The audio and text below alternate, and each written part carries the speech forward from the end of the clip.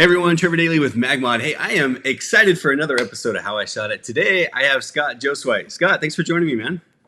Hey, I'm so pumped to be here. Thanks for having me again. It's been what, 2, 3, maybe even 4 years since we've done this. It's been a while, so I'm pumped to Something be like back. that. I know, something like that. But you know what's crazy, Scott? I see you like you're all over Instagram. You constantly are popping up, and you're creating so much content, so many behind the scenes, and like really sharing a lot with photographers. So I was excited to finally get you on here. And surprisingly, every image you sent, there's a behind the scenes video. I shouldn't say surprisingly; it's probably expectedly. But which I think always makes these How I Shot It episodes so much more fun and educational. I think is the right word. So I'm Yeah, really yeah. No, excited. everybody always wants to see all the behind the scenes, and so I finally dropped some money, got myself a GoPro, throw it on top of the camera, and whenever I'm kind of doing one of these shots with MagMod, where I think people might want to see a little behind the scenes, see what it actually looked like, and the whole Yeah, process of creating it, I've just been doing that, and now I literally have hundreds of behind the scenes videos, and I hope that they're helping other photographers kind of level up their game as well. that's so awesome. You know, I and you actually have a site that I want to share with everybody. In fact, I'm gonna go pull up our internet page. Oh, we're already giving people a sneak peek of the first image. Uh-oh. Uh, but that's all right. We'll put this away for just a second. I actually, you mentioned as far as education and stuff goes, you have a site where you're actually sharing a lot of your education with photographers. Can you tell us a little bit about this one? Yeah. So this is my main photography website right Uh-huh. here for like couples and advertising to all of them. And eventually it's even going to have a new website very, very soon. So stay tuned Nice. for that. But in the meantime, my educational website is just scottjosuweit.com. Or if you're into Facebook groups, like obviously you might be if you're following MagMod, which you should be Uh-huh. in the MagMod group, of course. I do have a Facebook group called the Wedding Photographer Mastermind. It's totally free. It's for other, wedding photographers, whether you're new, whether you're experienced, basically all kinds of great info, free how I shot it's in there from lots of other MagMod photos I've created. And just lots of great stuff in there, hopefully to just help you level up your photography skills and business skills too. That's excellent, man. I love it. And I mean, we'd be remiss not to mention your Instagram because your Instagram, like I said, I see it all the time. Everything popping up with these. It's like videos like this where you do these little how I and then you kind of just simply show in a very short, little video how you're creating these things. So you guys, if you're not already following Scott, definitely go check him out there. SMJ Photo, and it's funny. I asked you what your middle name was there. I always find it easy just to remember Scott Michael Joswite, right? Yep, yep, you SMJ got it Photo. there. Go check him Yeah, out. everybody's like, "Why don't you go with your last name?" I'm like, "Well, look at how it's spelled and look at how it's said." So that's why it was the SMJ when I first started out because I knew nobody would ever be able to spell it. So, but now my name's kind of all over the internet, so I'm hoping that Google will be very kind to me and just help correct people. That's awesome. Well, Scott, every time I do these how I shot it's I get somebody else on that just completely puts my lighting to shame, and I think yours wins top award. I love all your lighting. You get the front light, you got the back light. It looks amazing. Your shirt looks amazing. I mean, we might be a little bit biased, but Well, hey Scott, one last question before we jump into these images. sure. You mentioned the GoPro on your camera. I'm curious, how do you have the GoPro with the flash trigger? How are you doing both? Yeah, Um, so I did use, I think it's, I use Godoc's Flashpoint products, which I think most people use. And so I think most people are used to that X Pro 2 or 1, whichever one it is, that kind okay. of has that slanted screen. But Yeah, yeah, yeah. unfortunately, with that, obviously, there's no hot shoe on top or cold shoe for you to put a GoPro. And so I Yeah. know a lot of people have been mounting it underneath, That's how doing it Jason that Vincent way. was doing it. Yeah. Yeah, so what I did is I actually went back, to they had a little flat one where you kinda had to scroll through the screen. I forget exactly the name of the model, but, I you think do you it's have called one an there? R. I do have one. I think it's now that you mention that, I know exactly what you're talking about. I think they call it the R2. Is that, or is this one called the Yeah, R2?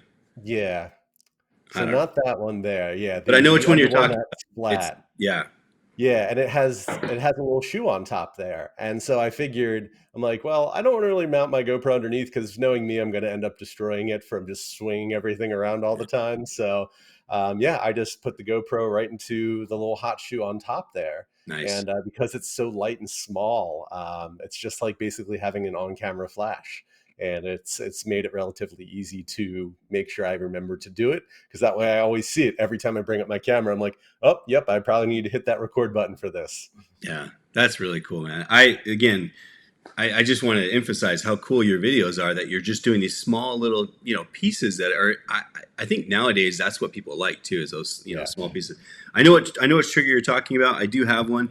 The only thing I don't like about that one is the changing the numbers and stuff on it, the Yeah, powers and stuff. I've just had to learn to adapt to it. Of course, I prefer that trigger as well there.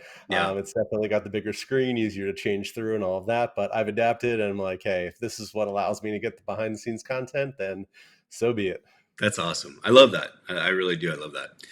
Right on. Well, Scott, we already gave everyone a little sneak peek at this first image, but let's Yeah. jump into this first shot. And then, like I said, with each shot, there's video that goes with it. So as you're talking about it, I'll probably kind of, if you see something you want to queue up, let me know. Otherwise, I'll kind of play the video and you can kind of talk us through it.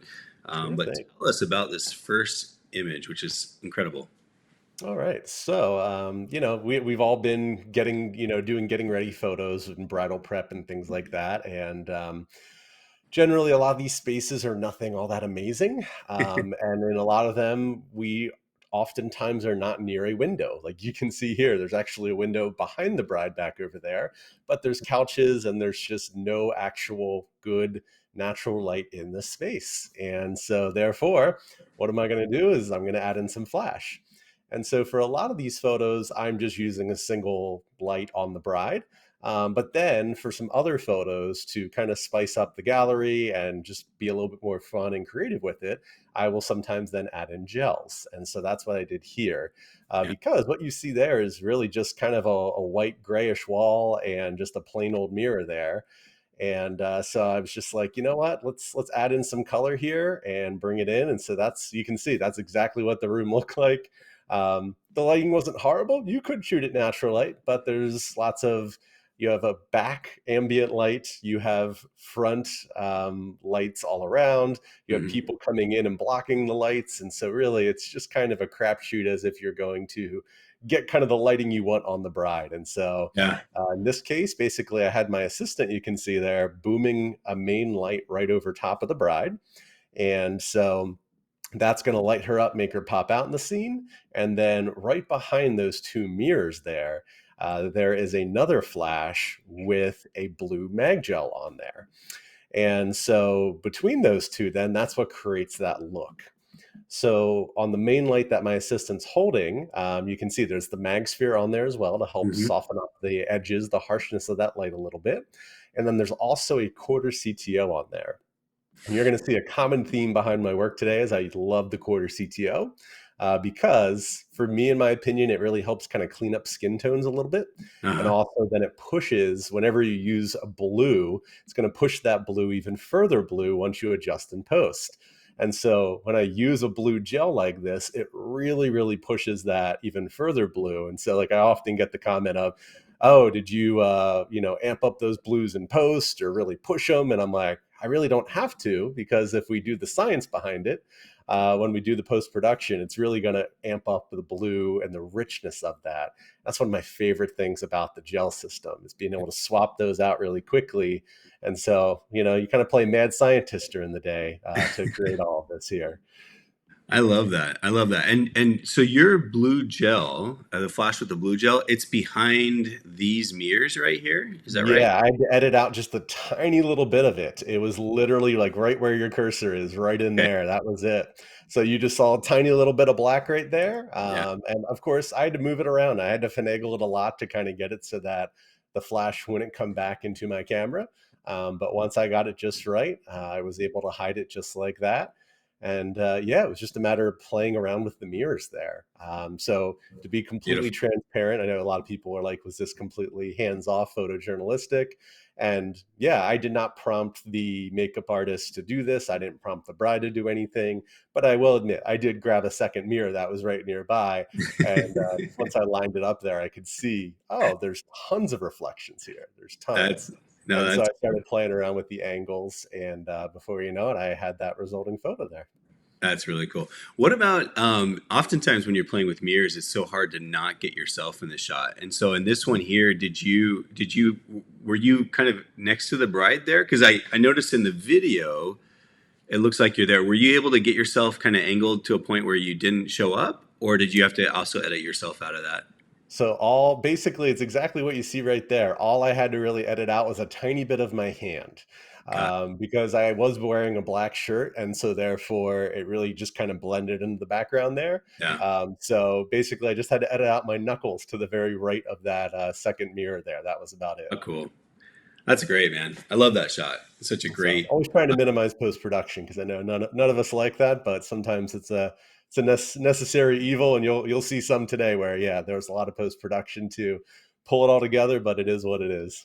Yeah. No, I mean, I think when we're creating those signature shots, those shots that really, we want them to pop. Because I think every photographer that uses light, that uses flash, realizes that yeah, you're not going to use it every single photograph in the wedding, and you're going to shoot a lot of stuff where it's just going to be the natural, the ambient light, and then you're not going to have to do so much editing and so forth. But then there's always those signature shots, the ones that go on the album, the ones that go on your Mhm. website, where I think a lot of times we'll plan knowing that we're going to edit something out. Where it's like we want our light in nice and close and soft.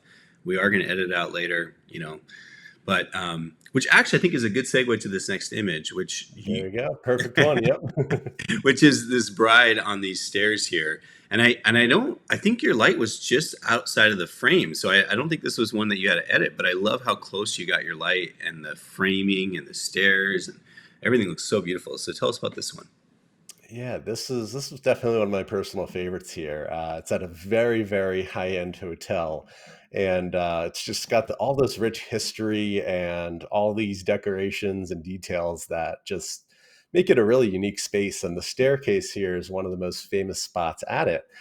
And so I was just like, okay, I did a lot where, honestly, there's a door to the very right there. And so typically what most people do is they shoot through the door looking up at kind of this staircase. And there's a whole nother side that I'm shooting on that's exactly the same.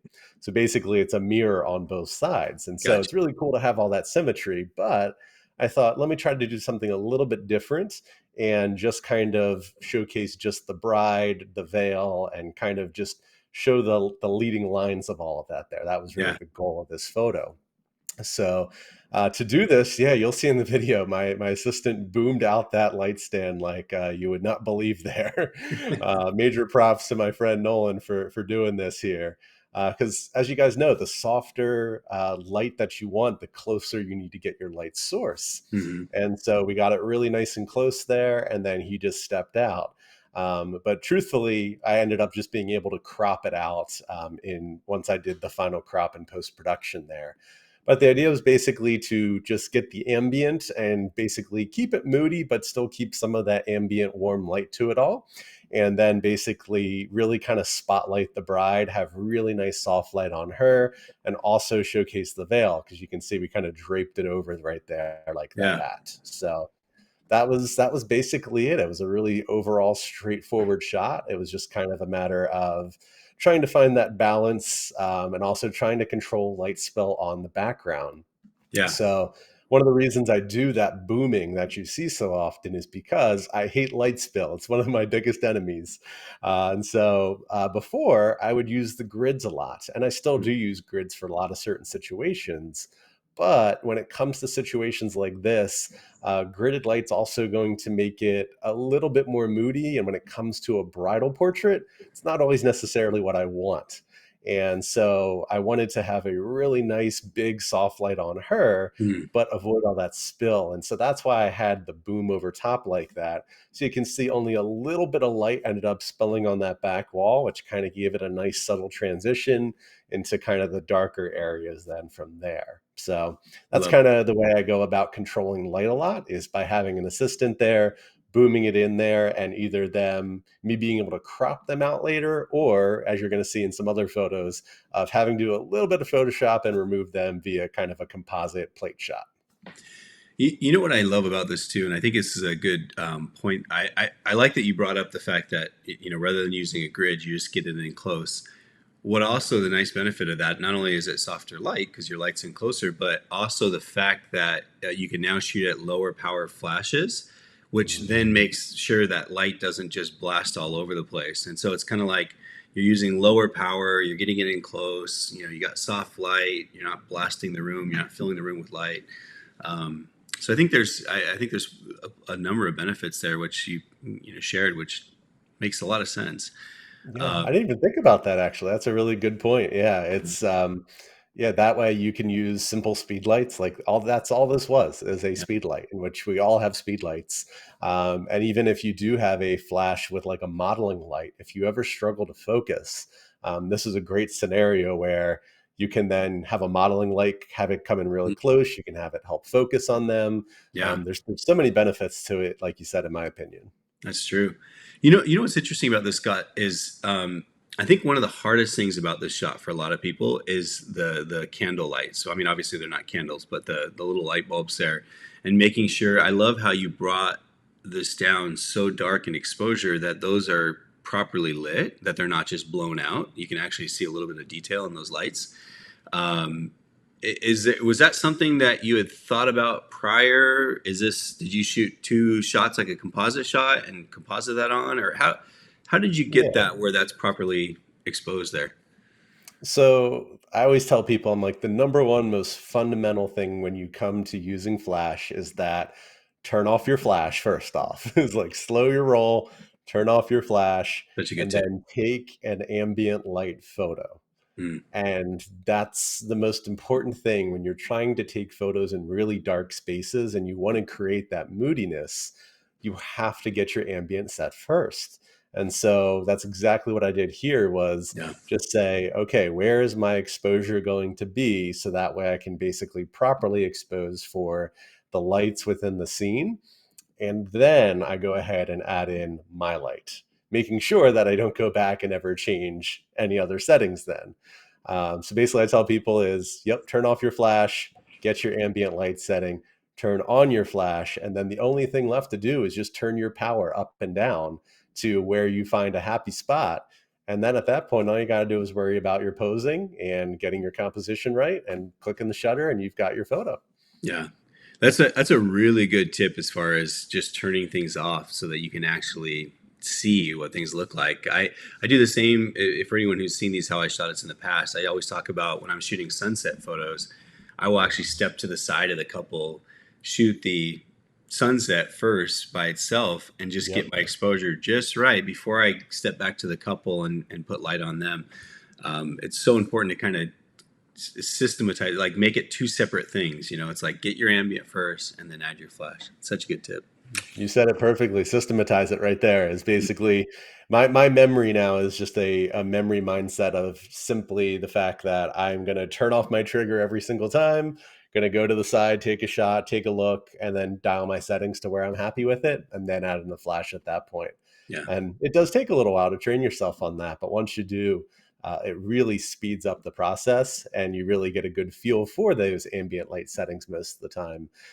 After you've done this a while, like you've got the experience as well there. Once have been at it for a while, the ambient light settings come really more naturally to you once you yeah, practice more. yeah. Love that. That's really really cool. So this next shot, Scott, this is one of those that I hope when people watch this that they actually try to imagine or visualize this shot before we show the behind the scenes because it's a tricky one, and this is one of those that I've tried at weddings, and I've never pulled one off as good as you did here.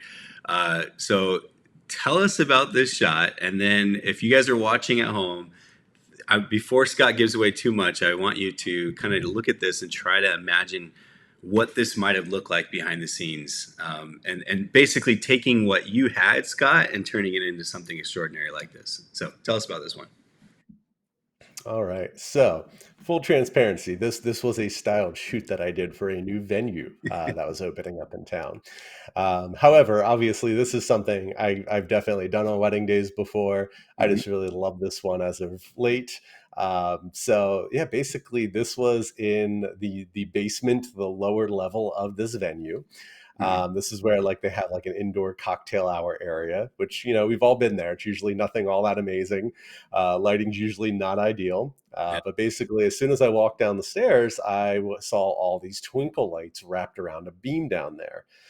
And I said, oh, well, if we have all these little twinkle lights, which we all know and love, that means that there's potential to get those big bokeh balls that we're always all after there. And so basically, it was just a matter of, well, how can I get up close to them if, they're shoved up in this rafter beam up top?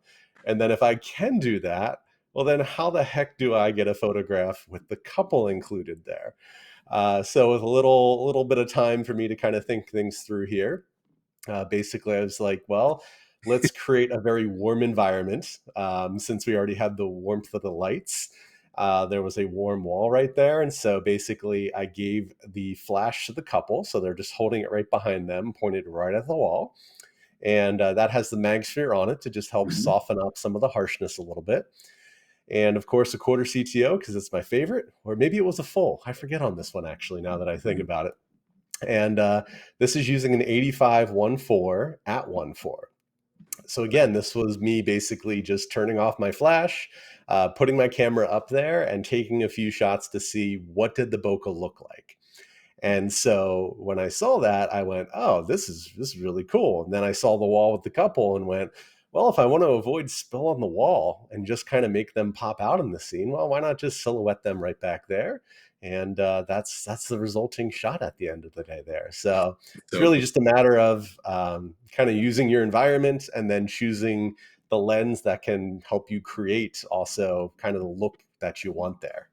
It's funny you say using your environment, but I think any photographer walking into a room like this would have been like, "Oh, geez, what am I gonna do here?" I mean, I used to be like that. Now I'm like, oh, okay, let's play with this. It's fun. Yeah, And no, so yeah, it was just that simple. You could use different lenses. You could do a 35, you could do a 50. There's a mm, million different ways to shoot a scene like this when you really play around with it. And actually, I did some with the couple, even lit up too. But the silhouette was just one of my personal favorites, even because it brought out the veil and the detail yeah, in that there. And just the little tiny things that basically, if you ever see twinkle lights, just try to think about, all right, how can I get them in front of my lens? How could I shoot wide open? And then how could I incorporate the couple in a way? And whenever you have these really big bokeh balls, it's always kind of cool to just do a silhouette with the couple. And yeah. the cool thing about MagMod is you have tons of colors. So ask the couple, like, hey, what's your favorite color? Pop that gel on your flash and make something literally customized for them right on the spot. And it blows their minds every single time. Yeah, no, absolutely. Or even if you like any kind of wedding colors, if red is a Hmm. wedding color or something like that, and that way you can play it into the album as well. I think what makes this shot really good, and because I'm thinking about the times that I've tried to use the Christmas lights or whatever, and I think you said you used an 85, is that right? 85 Yeah, 1. this was an 85-1.4 at 1.4. I think that is actually I think important to get this kind of compression of these bokeh balls, right? Because I think sometimes I've used the 35, for example, in scenarios like this, and I don't get nearly that same look of like all of that kind of compressed together with different sizes, and where when I've done I think it's too obvious to me that it was Christmas light bokeh balls. that Mhm. that's I think that's what really stands out to me in this image is that using that longer lens, which I'm gonna have to try next time. Love the shot, man. Good stuff. Yeah, you got to have the space for using an 85 in a scenario like this. So that's a big part of it. Yeah. And then, truthfully, in post, pulling up all of the kind of lights that aren't brightest right in front of you is another part of Mhm. that process. So Nice. basically, kind of all the lights you see through the middle, where there's tons of little ones, those are all the brightest in the photo originally. And then from there, around the edges is where I did a lot of it was no Photoshop, but it was basically just using Lightroom and Yeah. pulling up the exposure on the rest of the bokeh balls. And that's what creates kind of that whole jumbled area of them. Because if you look at it otherwise, straight out of camera, it wasn't quite all there, but I knew it was there in the file. That's cool. That's a really good tip as well. I imagine the venue, the brand new venue, they're out there. You're creating some photos for them. and they're probably seeing this going like, "Whoa!" Like that. You got to win their hearts, as far Yeah, as it's something that, I'm not expecting. I mean, obviously, other people certainly can do it. It's just something that a lot of people aren't going to naturally want to do in a yeah, space like that. And it's one of those shots where, like, you could have everything else going on around you. That, people could be having cocktail hour in there, and this is still a shot I could pull off yeah, because the couple's pushed away in the corner. I don't have to worry about people. My camera's up high and away from all of them, yeah. so anytime you can pull off a shot where you could have a bunch of people around and not even know that they're there, that's always a double win in my book. Totally, man. Love it. Super, super good shot. Let's talk about this one because this is another one of those that I think is a lot of people would say, "Wow, that's pretty risky to use flash, during the ceremony, especially on the kiss." But man, what an epic! This has got to be one of the best kiss shots that I've seen as far as lit wise. Tell us about this one. It's beautiful. Yeah, I figured I'd throw it in. I know it's always a controversial take on using flash for ceremonies, but if you couldn't tell, at this venue, you pretty much have to use flash. It is a very, very dark venue. It's an old bank that was converted into a wedding venue, Wow. and it's stunning and gorgeous, and it's extremely moody in there. In fact, you can see there's all these big chandeliers all over the place, and there's a lot of warm ambient lighting all throughout the space. And so, this is one of those photos where I tell people if you are not gelling for indoor ceremonies where you're using flash, I Mm, can't recommend it enough. mm, So this was done with quarter CTOs and grids here. So basically, I had two flashes. I had one on each side, just out of the frame on the left and right side. So yeah, basically, like 3 o'clock and 9 o'clock. And those are pointed in. You can even see it kind of hitting the tops of the heads of people in the crowd there. yeah, And basically, it was up probably about 8 feet or so, and then just one little click down thanks to the mag shoe and the ease of that. And my second was on there as well because I use the mag ring, which I feel like is severely underrated, because then my second and I can both have the same exact lights for this setup. yeah. And so we used grids and quarter CTOs. And coming back again to the quarter CTO, the reason why is that this room is so orange in here. And I wanted to taper that down a little bit. And I also want to make sure that I balanced the skin tones with the rest of the scene there. Mm, And so when I did that, then I think for this, I had to dial it down to about 4,200 Kelvin or so in post, yeah, and that basically helped make the bride's dress go white, and then also helped kind of dial down all the warmth in the background there because it was really overwhelming without that going on. And so, yeah, like I said, this is just a space where you can see the warmth from the behind the scenes, in my opinion, here more so than any other way. yeah. And yeah, it's just a really gorgeous space, but it's definitely one that I feel like it's just not quite the same without Flash. And it's my couples know that, yeah, I'm going to use Flash here in this type of scene. And I just think it adds that pop, makes it really dynamic, and, hopefully gives them that wow moment when they look back at their first kiss. I mean, but dude, look. I mean, look at the difference. Obviously, this is just Yeah. pro, but even just natural, like ambient wise, I mean, the difference in the photographs is just stunning. It's so much more captivating to have that light on them. Um, so it is a risk, but I think it paid off handsomely on this one. It really, really is nice. Yeah, I I would say my goal is never to introduce flash when it's not necessary. mhm, If the quality of light is there, I'm always going to shoot natural light. I mean, I think it's the goal of just about every photographer is if the ambient or natural lighting is great, then great, I'm going to work with that and make the most of it. yeah, However, in a location like this where it's just very dark, moody, very orange. It's just not very flattering if you're just using the natural light in there. And so, I always tell people it's not like I'm hammering down the flash the entire ceremony. yeah, I'm picking and choosing where I am for things. And also, my couples know about this, they expect it. And truthfully, I've never had a guest or a couple ever complain that, oh, that was so intrusive during our ceremony. In part also because we're using grids, and the grids really reduce the amount of light spill and kind of the flash that people expect to be bothersome. Guys, if you haven't, like literally take a flash, put a grid on it, and then take a grid off and flash it both ways. And you'll see Yeah. it's a dramatic difference. And it really makes it so that during ceremonies, it's really not an issue. Yeah. No, I agree with you. I also hats off to this guy that's doing the ceremony here. The fact that he stepped to the side behind the kiss. Did you tell Definitely appreciated. just know that? Scott, did you tell him to actually step to the side? No, no, he just did that all on his own, thankfully. That's smart. It's I will ask and have a discussion about that if I'm going behind to grab a shot from there. Yeah. But in this case, no, there was nowhere to go back there because it's a balcony right behind him. Yeah. So nope, he did that I all on his own, and kudos to him, right? right. Well, I've had so many shots of couples kissing and the person in the behind. Oftentimes See it's him weird. like peeking out.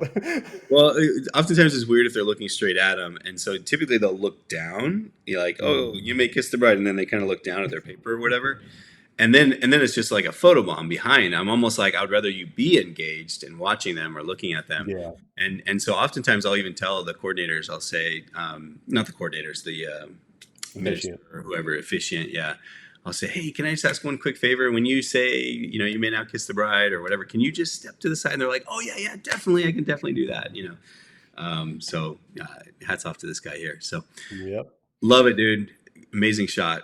Truly good stuff. And then we got this one here. I think we have, is it two more? I think we have two more images. We have this yep, one, two more, I think. I mean, gosh, dude, you get a bridal party this big. This is tricky stuff. You know, Yeah, this was wild. So yeah. this is a local venue to me here. One of the big things they do is this all these draping and the lights and all this stuff. And so for this day, this couple went all out, and I knew well in advance they were like, "We want all the creativity today." And I said, "Do you want one of those like spotlight shots for your wedding party?" And I'm like, "Oh, they're gonna say no, or I hope they say no because it's huge." And of course they go, "Yeah, of course we want that." And I went, "Oh boy, okay, this is going to be some work." Um, Dude. but thankfully, there was a really, really great group, tons of energy, but super cooperative. So we basically, this is where their ceremony and reception was as well. So we just pulled in a bunch of chairs from the ceremony spot. Of course, we put them back too. Don't worry. And basically, kind of just had to make some different rows and setups of everybody there. And this is, like I said, it's a kind of a spotlight composite shot. Everybody has kind of a different name for it, but essentially my assistant went around to each individual person and lit them up one by one. Well, So go looking back on it in hindsight, maybe I should have done groups of two, but I really like the light quality that you get when you spotlight each person individually. yeah. And so that's what was done here. And yeah, so basically my camera is on a tripod because this is definitely one of those photos where you don't want to move an inch. And my assistant there is with the mag box, and basically she's just holding it over each person, and I'm just firing off basically 2 to 3 shots of each person because I know that sometimes they're going to blink, they might not be Mhm. smiling all the way on one, little things like that that I want to account for. Everybody else just remains in spot, and basically I tell them when I get to them. And I was basically, communicating verbally with them throughout this, saying like, "All right, and smile, and now next, and smile," and so forth. And so Yeah. just going forward, one by one, doing this until we had gotten through the entire group there. Wow. So that's a whole big process then. But of course, the work doesn't end with a shot like this, because then you have each person individually lit up, and then you got to put it together in post. So whenever you're doing these in post, it's pretty simple though. You edit the first one the way you like it. And then from there, you sync your settings across all the other photos. And then basically in Photoshop, you're just going to layer mask in each individual person until you get your resulting photo, and you hope that people didn't move all that much. Now, if they did, then you're going to go to something like Retouch Up or have an editor or somebody help you out with Retouch it. that, Love it. which I had to do on this one because with this bigger group, yeah, some of them moved quite drastically.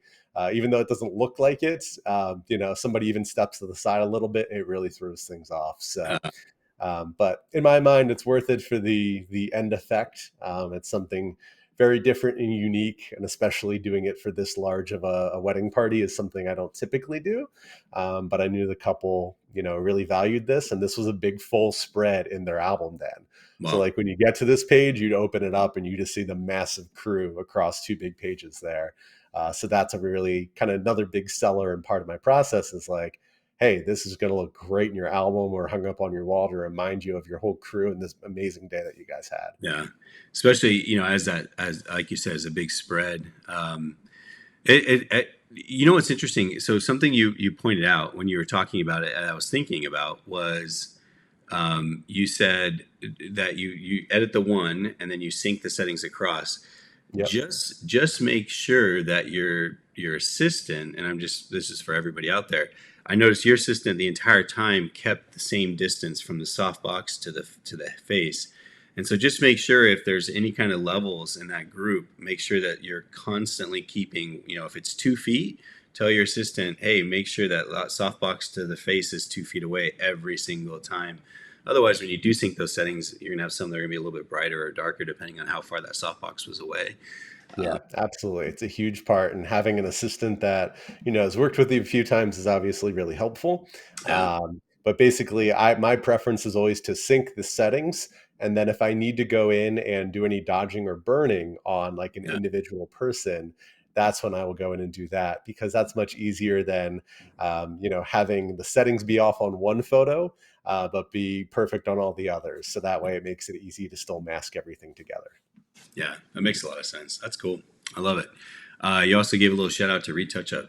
You're like, They've saved my butt quite a few times in the past. I think hopefully everyone has experienced the amazingness of Retouch Up when you need them. yeah, they're no, and it's pretty super affordable. I mean, I've only used them a few times, but the few times that I have used them, it's been very, very affordable. So, Yeah, ten bucks to have that photo done. I mean, you can't geez, beat it. wow, yeah, for the amount of time that you'd save, probably that's Yeah, awesome. exactly. Well worth it. So when people say like, "Well, I don't know how to do this," well, guess what? Somebody else can do it for you. All you have to do is master the shot itself, and then send it over to them. Send them a little example photo of what you're looking for them to do, and they Yeah. can work some magic for you. One last question that tends to come up when you do these group composites like this, and this was a big one. This was Yeah. 25, 26 people in the bridal party. But tripod, did you use one or did you just hand hold it?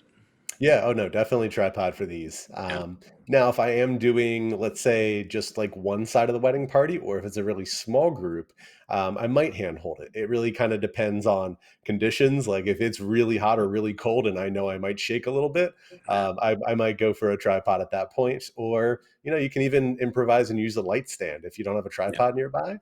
If you have the right adapters, I always like to keep little extra adapters, so that way if I need to put my yeah, camera on my light stand, I could do that as well. So yeah. that way, if it's like, oh, we want that shot, shoot, I don't have a tripod with me, I can't do it. It's like, let me just go grab my light stand real quick, swap it in, put it on there, and make it work. But yeah, if it's only a few people, I'll try to do it handheld sometimes. It just depends. I've even used couches and tables, Yep, you can do that too. I've couch. done a chair or table before as Yeah, well, for sure. yeah. I think anything that allows you to keep your camera in the same spot, is obviously going to be helpful. So, Yeah. Move a little bit, you can usually make it work. The big thing is you just can't move a ton. You gotta still be careful at the end of the day, because if the people have moved locations within your background at all, even like I said, even if it's a foot or two, it's gonna be almost impossible to put back together. yeah. Scott, I love how we've had this kind of this conversation where it started from the get go, and then we get to the end here. Like in other words, we started with the bride doing makeup, and then we go from the group shots and the wedding reception to now we go to this party shot, which again is one of those images where I think a lot of people struggle with, knowing where to place lights. And I think not only did you get really good light placement, but I love the reactions you got out of the people here as well. So tell us about this one. All right. So, in full disclosure, this was my first one doing this Are you after. serious? The beginner's luck, huh? Yeah. This was my first one doing this after I took Jeff Tisman's workshop. So shout out Oh, to Jeff. I've been a big, big fan of his, and this is one of man. his signature things he does. I was just like, all right, I gotta learn how to do this from him. So Jeff is amazing. That's Yeah, awesome. he is incredible. And so this is a 3 light setup. So this is a little bit of work here to get all this going. So this is actually right behind the couple there. This is in the parking lot, and that is a white warehouse behind them. So I know a lot of people were like, "Oh, a white warehouse and a parking lot. Like, how do you make something work?" And it's when the beauty of MagMod really comes in, because a white warehouse, if anything, is great for me because I can throw whatever gel colors I want on it to make it way more interesting. And so for this one, I did blue. What was it? A few months ago, I did a pink one, and basically, you just ask the couple kind of, what are your wedding colors, or what colors do you want to use for it? And they're literally standing in the dark in a parking lot, and they literally, it's pitch dark. There's no lights out there, and you're basically just looking at this blank warehouse, and then you can turn it around and show them like, "Hey, check this out," and they're just like, "What the heck, Scott? Like that looks nothing like what it does to our eyes." And I'm like, "Exactly." So basically, there's 2 lights on the ground. So there's one light that's facing the warehouse, and that's providing the gel light there. The So that's a blue blue one. mag gel on that. And then another light is pointed towards the couple on the ground, and it's facing up. And so that's what's getting all the back spray. So that's what's backlighting all of the champagne spray from it. And Okay. then over top, which you really can't see there because my assistant is holding a light all the way up top, boomed over the couple there. And so that I'm using the Godox Uh, 8300. And that way I have good recycle time for all of that there. okay. And then that is also, the modeling light on it is really helpful for night shots like these. So that way I Mm. can focus. So basically, that's the whole 3 light setup going on there. So basically, the main light on the couple is held above by my assistant, and then we have 2 lights on the ground, one for the gel on the warehouse, and then one to backlight all the spray there. So okay, so thank you for going over that a second time there, because I'm curious, that second light that you said that's on the ground. Mhm. Tell me again where the placement of that is. So It's they're both back they're probably between the couple and the warehouse there, basically kind of like a halfway point. okay, So and one of them they're is side by pointing. side with each other, so they're both like this, but one Okay, points at the warehouse for the gel. gel, and the other points back towards the couple like that. Got it. So, Got like those little shoes, the little cold shoes that come with your flashes that, like, usually we all toss away, and I it. did Yeah. honestly most of the time. They're perfect for a scenario like this. So they're both just sitting down right next to each other. One faces one way, one Yeah. faces the opposite way. So that way, one creates your gel and your backdrop, and then the other gets all the backlight there. I love how you do that to basically light up all those drops and stuff. And now that you say that, now I can start to see like the light, for example, on her arm, kind of that rim light, that separation Yep, light there. So that came from that second light behind him. It exactly. surprises me that you did just the one light in front. I would have thought this was a two light setup. Maybe like a 10 and 3 or a 9 and 3 or something like that. That's Um, what I always thought. And then once I learned from Jeff, I was just like, no, just like one light right above. Now the big thing is this, and I mean, I can't go into every detail because it'd take me forever to go into all the prep, but there's a lot of prep that has to go into doing a shot like this. You have to really break down with the couple of, here's what you need to do, here's kind of the ways you gotta, look, and you really have to kind of prep them ahead of time for something like this because unless you got tons of extra bottles laying around, you're going to need to make sure that you get this on the first try. So, basically you're telling them like, okay, you're going to be both looking off this way. Once the spray starts going, continue looking off this way. And then I'll prompt them like, look at each other, look at each other. And so you can see like, and they're each going different points. And there was the yeah. moment right there in the Oh, middle. That was the one spot. So yeah. It's funny. I gotta, I gotta show this one more time here.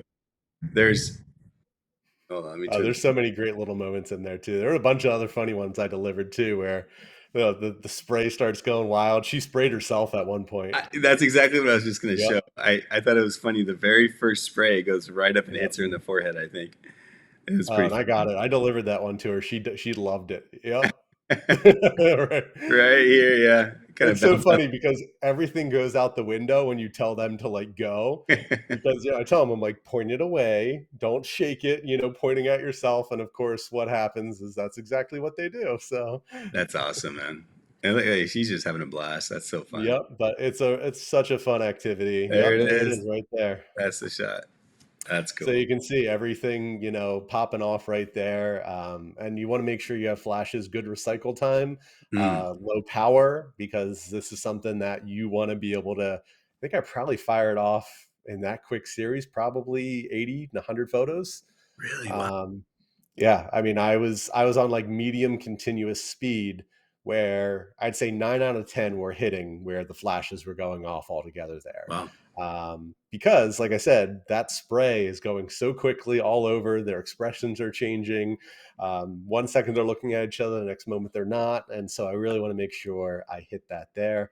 I'd rather sort through 100 photos that are pure crap and find that one piece of gold. And thankfully, I got that one piece of gold with this one, including a very humorous one of her shooting herself in the face too. So That's awesome.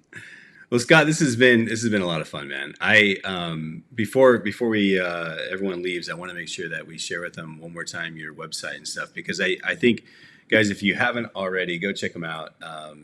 It's the smjphotography.net. And I love, again, Scott, you the fact that you're out there recording and sharing just shows the kind of heart that you have, that you want to help this industry out and and share as much as you can with others, which I just think is phenomenal. So definitely go yeah. give them a follow. Sorry, I go don't ahead. think I mentioned it, but I was actually a teacher for 10 years before I left to do photography full time. So teaching's literally been a part of my life for as long as I can remember. And, it makes me really excited to get to just watch other photographers have that aha moment where, they're just playing around with things. They take a shot and they look at their camera and they're like, I'm really freaking proud of that. I'm like, good, you should be. You worked hard, you put all the time into that. And it just really excites me watching other people get it because I remember those aha moments for myself.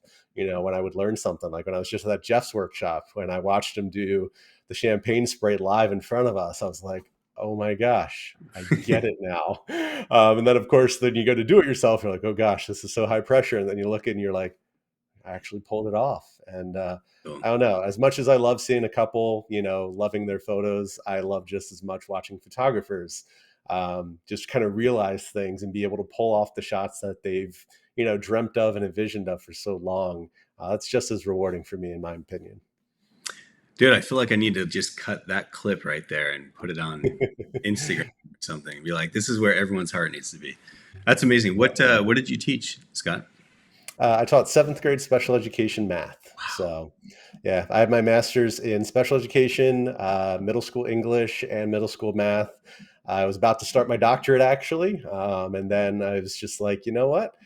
My heart's really in photography these days. And it was right around the time I actually became an ambassador for MagMod.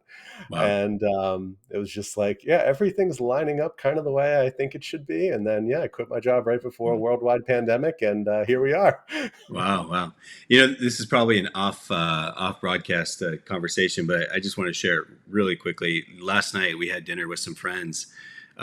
I should say they're my wife's friends. I really don't know the guys very well, but one of the husbands, his name is Gavin, and we were chatting, and he's a math teacher, and that's exactly what he does. He teaches special ed math, or a lot of the students that get lost behind because they just can't keep up because they don't Mhm. process it differently.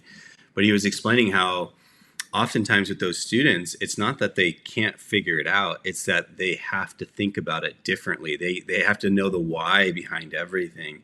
And he was saying that he'll teach them, and then they'll get caught up and they're doing really well, and then they'll send them back to the class, and normal, next year they'll go to a normal math class or whatever, and then all of a sudden they fall back behind again because they just can't, they process things differently. And so it requires, hats off to you for even doing that, for your time there. And I think, for maybe to segue this into the photography thing, I think oftentimes photographers think differently too. And so just having so many different photographers on this show, the How I Shot It, and then following people like you on Instagram and things like that, and seeing how everyone does it, like, get exposed to as many different ways as possible of doing things, because ultimately there's going to be one that clicks. and it's Yep. like, now I got it figured out, So, and Yeah. hats off. You mentioned Jeff Tisman a few times. I want to make sure that you guys go check him out as well. Jeff, I think he's actually been brought up a few times on this show. We need to get him on here. Is what we need to do.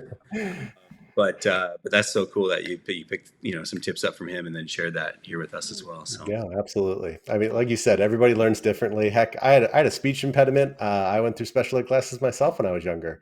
It's part of what I got into doing what I did because I just need to figure out what worked for me. yeah, And, eventually I figured out and everything started clicking for me. And hopefully for all of you, you find whoever that person is for you that you really just kind of vibe with. And like you said, Trevor, there's so many different ambassadors who shoot differently within the community that offer and teach things in a little bit different ways. yeah, And so once you find that person, like follow them, take their courses, go to their workshops and all of that. And truthfully, that's how I've learned and kind of been able to get to the point where I am today. And I'm always still learning. Like I said, I just took Jeff's workshop. I did Christian Cardona's a little bit ago. Like there's so many great people to still continue learning from. And it's a lifelong, process to just keep growing.